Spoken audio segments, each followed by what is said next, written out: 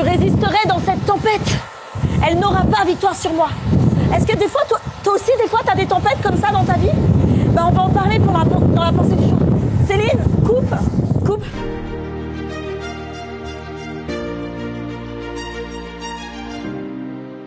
La pensée du jour se trouve dans Matthieu, chapitre 8, versets 23-24. Il monta dans la barque et ses disciples le suivirent. Et voici, il s'éleva sur la mer une si grande tempête que la barque était couverte par les flots. Et lui, il dormait. Anne témoigne dans un quotidien ce que sa famille et elle ont vécu lors d'un ouragan en pleine mer. Très vite, le ciel est devenu sombre, le vent s'est levé et la pluie a bouleversé, martelé le bateau à la surface de l'océan. Nous n'avions jamais navigué dans un tel chaos, ni un tel vacarme, dit-elle. Des vents puissants de 160 km/h et des vagues de 30 mètres propulsaient notre embarcation.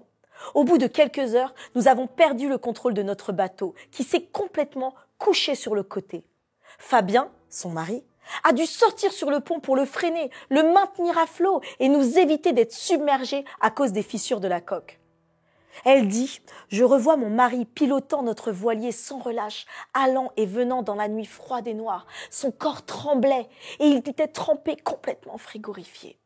Nous étions épuisés et affamés. Je n'ai jamais ressenti le mal de mer, sans doute à cause de l'adrénaline. J'étais si alerte et préoccupée par le destin de nos enfants que toute mon attention et tous mes instants étaient mobilisés. Chaque instant était focalisé sur cet événement. » C'est exactement ce que vont expérimenter les disciples.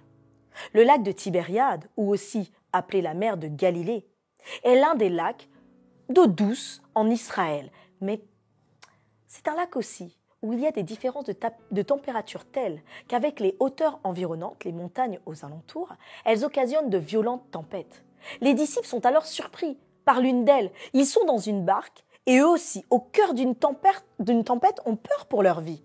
Le texte nous dit « La barque était couverte par les flots des vagues de plusieurs mètres qui se déferlaient. » Affairés, ils vont écoper, essayer de maintenir la voile, comme le disait Anne, essayer de tenir la barque à flot. Ils vont retirer de l'eau et retirer de l'eau.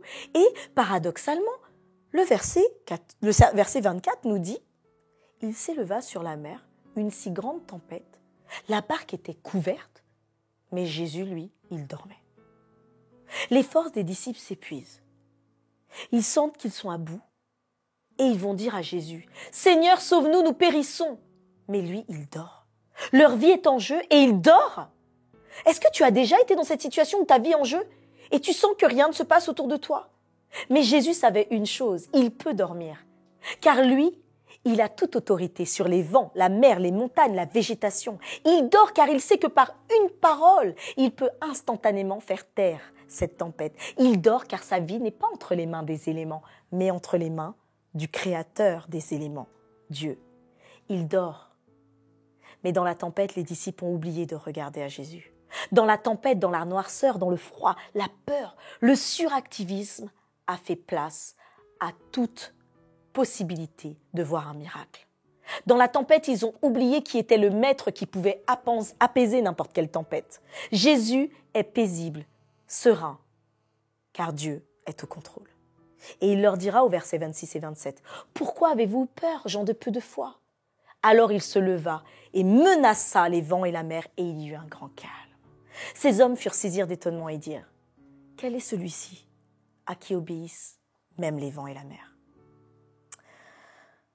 Aujourd'hui, quelle que soit la tempête familiale, professionnelle, financière, personnelle, relationnelle, de santé ou même émotionnelle que tu vis, quelle que soit ta tempête, ne quitte pas Jésus des yeux.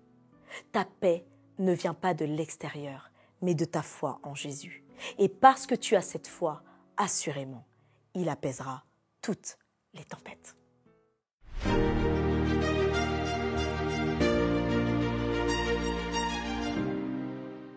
Quel cadeau la paix que Dieu nous donne.